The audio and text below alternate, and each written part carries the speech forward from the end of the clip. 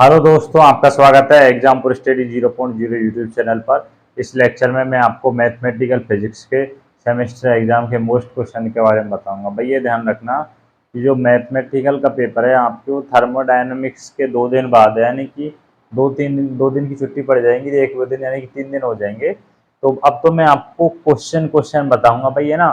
Mathematical के मैं solution कराऊंगा भैया, जब ही आपके समझ आएगा। और ये सॉल्यूशन मैं आपको थर्मोडायनेमिक्स का जो पेपर खत्म होएगा ना, उसके दूसरे दिन वीडियो डाल दूंगा भाई सॉल्यूशन सहित। अब तो मैं क्वेश्चन इसलिए बता रहा हूँ, इतने आप कुछ क्वेश्चन के सॉल्यूशन कर सके जिनको आप कर सकते हैं ना। भाई मैंने जब नोट्स बनाए थे तब इतने लेंथी लेंथी डेरिवेशन है, शायद ही आप बिना मेरे कराए कर सकें, है ना। तो इसलिए मैं करा दूंगा। मैंने टर्म टेस्ट वो मैक्सवेल वाला क्वेश्चन और छोड़ दिया था, वो आ गया था। तो भाई वो भी नहीं हुआ था बहुत से, है ना। तो भाई मैथमेटिकल में ज़रूरी है ना कराना। कराता तो मैं सभी पर टाइम नहीं तो इस वजह से, लेकिन ये करा दूंगा भाई मैं। अब मैं क्वेश्चन बता रहा हूँ, आप क्वेश्चन इतने ट्राई कर लेना, एक बार प्रैक्टिस करके देख लेना आपसे हो जाए। नहीं उस टाइम तो मैं तो करा ही दूंगा भाई, है ना। अभी टाइम है नहीं, क्योंकि जब मैं इनको पढ़ूंगा, जब मैं उस टाइम इसको जरूर करा दूंगा, है ना। डेरिवेशन टाइप के अच्छे हैं भाई, है ना। वही डिफरेंशियल जिस प्रकार मैथ चलती है ना, इस तरह से है। मेरे को तो बड़ा इजी लगते हैं भाई इस टाइप से, डेरिवेशन टाइप के उल्टे मजा आता है कराने में, लेकिन टाइम नहीं है, इस वजह से। पर मैं करा जरूर दूंगा भाई, टेंशन मत लेना। इस मैथमेटिकल फिजिक्स के जरूर करा दूंगा, इलेक्ट्रॉनिक्स के और थर्मोडायनेमिक्स के नहीं कराए, लेकिन इसके जरूर करा दूंगा, है ना। फर्स्ट क्वेश्चन देखिए।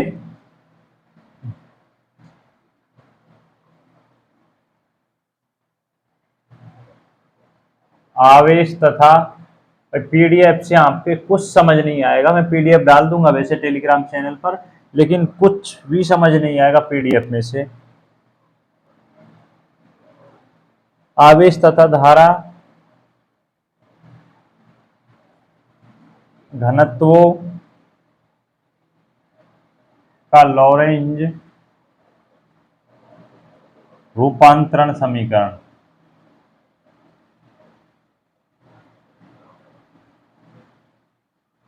फर्स्ट क्वेश्चन है आवेश तथा धारा घनत्वों का लॉरेंज रूपांतरण समीकरण।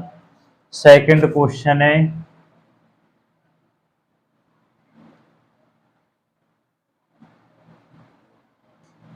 विद्युत चुंबकीय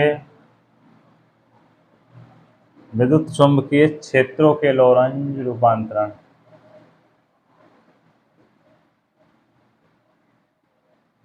लॉरेंज रूपांतरण समीकरण। क्वेश्चन नंबर थर्ड है, वही टर्म टेस्ट में बताया था, जो मैक्सवेल समीकरणों के, मैक्सवेल, भाई काफी अच्छा क्वेश्चन है ना भाई, इजी है भाई। तुमको हार्ड लग रहा है यानी कि वो मैक्सवेल समीकरणों का प्रदिश रूप। करा दूंगा, टेंशन मत लेना भाई। नहीं हुआ था भाई, मैंने इसका सॉल्यूशन नहीं कराया तो बहुत कम स्टूडेंट थे जो शायद ही कर पाए हो इसको। मैक्सवेल समीकरणों का प्रदिश रूप लिखिए भाई। आप रटा मत करो, डेरिवेशन को समझा करो, तभी आप कर पाएंगे ना। देन आप कैसे रट लेते हैं भाई, ये भी आपकी क्षमता है। यूनिट सेकंड और थर्ड के देखना भाई, यूनिट सेकंड और थर्ड के देखना भाई, है ना, एक साथ है ना। क्वेश्चन नंबर फर्स्ट देखिए, लेजेंड अवकल समीकरण। भाई थॉटिकल पार्ट बिल्कुल भी नहीं है, सारे डेरिवेशन है। अवकल समीकरण। क्वेश्चन नंबर सेकंड है लेजेंड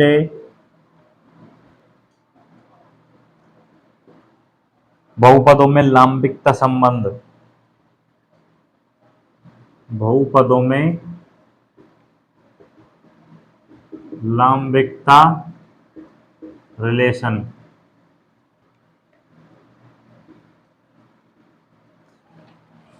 फर्स्ट समीकरण है लेजेंडे अवकल समीकरण को सिद्ध कीजिए, लेजेंडे अवकल समीकरण व्युत्पन्न कीजिए।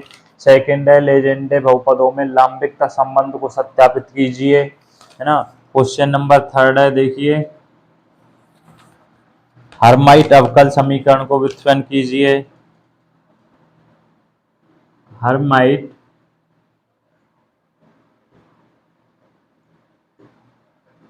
अवकल समीकरण व्युत्पन्न कीजिए।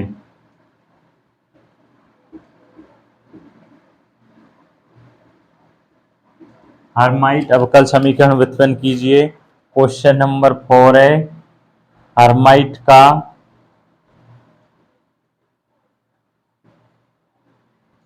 रॉड्रिंग सूत्र, रॉड्रिंग सूत्र व्युत्पन्न कीजिए, सूत्र व्युत्पन्न कीजिए। क्वेश्चन नंबर फाइव है लांगेर अवकल समीकरण। भाई थर्ड सेमेस्टर में तो कुछ थॉटिकल पार्ट था मैथमेटिकल में, लेकिन इसमें बिल्कुल नहीं है भाई, सारे इक्वेशन है। अवकल समीकरण को व्युत्पन्न कीजिए।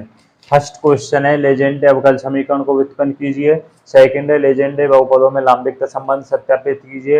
हर्माइट अवकल समीकरण व्युत्पन्न कीजिए। हर्माइट का रॉड्रिंग सूत्र व्युत्पन्न कीजिए। लांगेर अवकल समीकरण को व्युत्पन्न कीजिए, है ना। यूनिट नंबर सेकंड और थर्ड के क्वेश्चन है भैया। ये फर्स्ट से तीन क्वेश्चन है, सेकंड और थर्ड से टोटल पांच क्वेश्चन है भाई। बहुत ही लेंथी लेंथी डेरिवेशन है। आपको क्वेश्चन बड़े शॉर्ट लग रहे होंगे ना, तो करेंगे ना जब मालूम होगा। टेंशन मत लेना, मैं आपको जो आपका पेपर है ना 18 के बाद 19 20 शायद 21 को है ना, तो मैं 19 को वीडियो डाल दूंगा भाई सुबह, है ना। 18 से पेपर दे के आकर वो बना के 19 को मॉर्निंग में भी इनकी वीडियो डाल दूंगा, है ना। बेफिक्र रहना, करा दूंगा, है ना। जरूरी है भाई इनको कराना।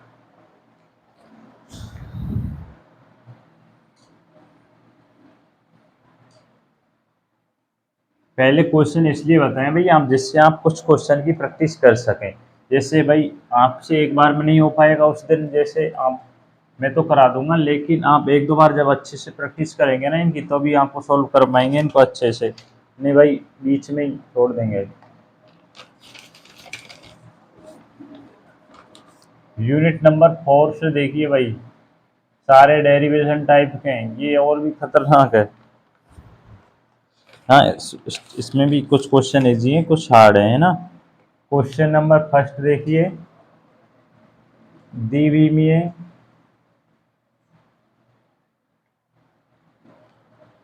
कार्तीय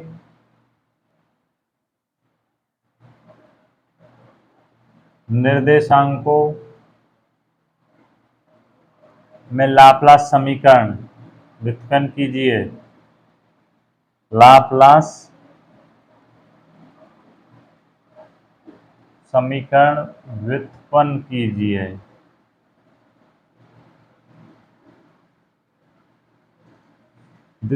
द्विविमीय कार्तीय निर्देशांकों में लाप्लास समीकरण व्युत्पन्न कीजिए। क्वेश्चन नंबर सेकंड है त्रिविमीय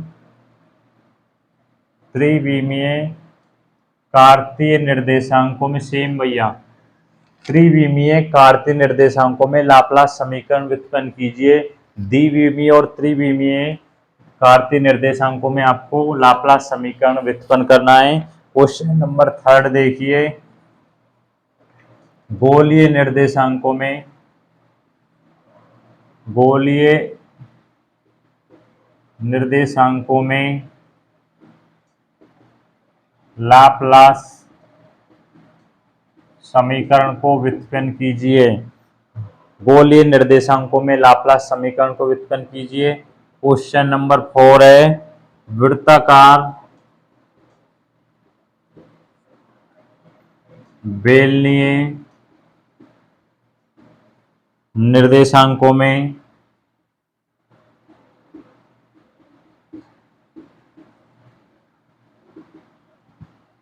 हेल्महोल्ट्ज़ समीकरण, हेल्महोल्ट्ज़ या हेल्महोल्ट्ज़ समीकरण व्युत्पन्न कीजिए, है ना। द्विविमीय कार्तीय निर्देशांकों में लाप्लास समीकरण व्युत्पन्न कीजिए। त्रिविमीय कार्तीय निर्देशांकों में लाप्लास समीकरण व्युत्पन्न कीजिए। गोलीय निर्देशांकों में लाप्लास समीकरण व्युत्पन्न कीजिए। और वृत्ताकार बेलनी निर्देशांकों में हेल्महोल्ट्ज समीकरण व्युत्पन्न कीजिए। भाई सारे डेरिवेशन टाइप के मेरे हिसाब से इससे इजी फिजिक्स कोई मेरे को तो लगते नहीं भाई, इसमें थ्योरेटिकल पार्ट बिल्कुल नहीं है ना, तो इक्वेशन सॉल्व करने में बढ़िया रहता है ना। तो लेकिन लेंथी है, थोड़ी समझ आ जाएगी, मैं समझा दूंगा भाई। जो आपके एग्जाम से 1-2 दिन पहले मैं इनके लेक्चर डाल दूंगा भाई। अच्छे नंबर आने चाहिए मैथमेटिकल में, इनसे क्वेश्चन बाहर नहीं जाएगा। आप अच्छे से प्रैक्टिस करना डेरिवेशन टाइप की भाई। अब भाई कुछ लोगों को हार्ड लगते होंगे कैलकुलेशन वगैरह थोड़ी, बस मेरे को तो कैलकुलेशन ही सही लगती है ना, थोड़ी वगैरह भाई। मैथमेटिकल में थर्ड सेमेस्टर में वीडियो से काफ़ी क्वेश्चन आए थे, शायद 17-18 नंबर का मैटर आ चुका था। मेरे तो भाई 21 नंबर आए थे 23 में से मैथमेटिकल में ना, काफ़ी अच्छे नंबर आए थे इसमें। तो इस बार भी आपके अच्छे नंबर आएंगे, आप अच्छे से मेहनत करना भाई, ये मत टेंशन लेना कि एग्ज़ाम कब हो रहे हैं कब नहीं। हाँ भाई ये ध्यान रखना विशेष बात है, जो जो अखबार में जो न्यूज़ डली है ना भाई, इससे कोई इस पर आप ध्यान मत देना। हम आज खुद गए थे प्रिंसिपल ऑफिस, जाकर एग्ज़ाम वगैरह के बारे में पूछा था भाई। कुछ 7-8 दिन आगे बढ़ जाएं और टाइम में चेंज हो सके। ये सुबह 7 बजे का टाइम है ना, ये सही नहीं है भाई। जो स्टूडेंट बाहर से आते हैं ना 50-60 किलोमीटर से, उनके लिए सुबह 7 बजे आना बहुत ही कठिन काम है। वैसे तो भाई सब आएंगे, पेपर तो कोई नहीं छोड़ेगा, सब टाइम पे मैनेज करना भाई। सर का ये बोलना है कि 5-7 दिन से आगे बढ़ाने से कुछ नहीं होगा पेपर, तो भाई हम जो टाइम है इसी में तैयारी करें, टाइम ख़राब नहीं करें अपना, है ना। इस न्यूज़ वगैरह के चक्कर में कि एग्ज़ाम थोड़े आगे बढ़ सकते हैं, कुछ नहीं होगा, बिल्कुल भी नहीं होगा, क्योंकि सत्र लेट होगा फिर इससे, और इस वजह से नहीं बढ़ेंगे कि जो फाइनल ईयर के स्टूडेंट हैं फिर उनका रिजल्ट लेट आता है, जिससे उनको पीजी में एडमिशन के लिए लेट हो जाते हैं ना। तो भाई ये जो अखबार वगैरह में न्यूज़ डल रही है इससे कुछ इफेक्ट नहीं पड़ेगा, है ना। सर ने साफ साफ बोल दिया है कि जो आपके एग्जाम है वो जो टाइम टेबल आ चुका है उसी टाइम टेबल के हिसाब से होंगे, अब कोई न्यू टाइम टेबल नहीं आएगा, है ना। सिर्फ वो इतना आता है कि कुछ अगर आपके भाई कुछ समझ नहीं आ रहा है ना, सर का ये बोलना जरूर है कि आपके कोई टॉपिक रह गया है, कुछ समझ नहीं आ रहा है, कोई क्लास नहीं लगी है, तो आप सर से जाकर पूछ सकते हैं, है ना। अलग से सर से जाकर पूछ सकते हैं, पर मेरे को लगता नहीं कोई सा भाई आप में जाकर पूछेगा, है ना। सर का ये बोलना था कि अगर क्लास तो क्लास लगेंगे नहीं भाई, समर वेकेशन चल रहा है वो बोल रहे थे, है ना, तो क्लास नहीं लगेंगी, कॉलेज में जाकर मत परेशान होना, अभी 5-7 दिन का टाइम है, इसमें आप अच्छे से मेहनत कीजिए, है ना। ये मत सोचना कि एग्जाम आगे बढ़ जाएंगे, बिल्कुल भी नहीं होगा भाई। जो टाइम आ चुका है यही टाइम रहेगा, सुबह 7 बजे का ही टाइम रहेगा, है ना। अगर कोशिश करें तो हो भी सकता है। सर ने ये बोला कि आप 4-5 स्टूडेंट से कुछ नहीं होगा। भाई हम 4-5 गए थे भाई, और कुछ नहीं होगा इन 4-5 से, तो भाई हमको ऐसी खास ज़रूरत भी नहीं है। हम तो आपके लिए सोच रहे थे कि मैं तो सोच रहा था कि 10-1 दिन का टाइम बढ़ जाएगा तो मैं आपको अच्छे से सॉल्यूशन सेट करा दूंगा। पर भाई अब मैनेज कर लेना, इस टाइम में जितना भी टाइम है उसको आप ख़राब मत कीजिए, आप अच्छे से पढ़िए, पढ़ाई कीजिए ना।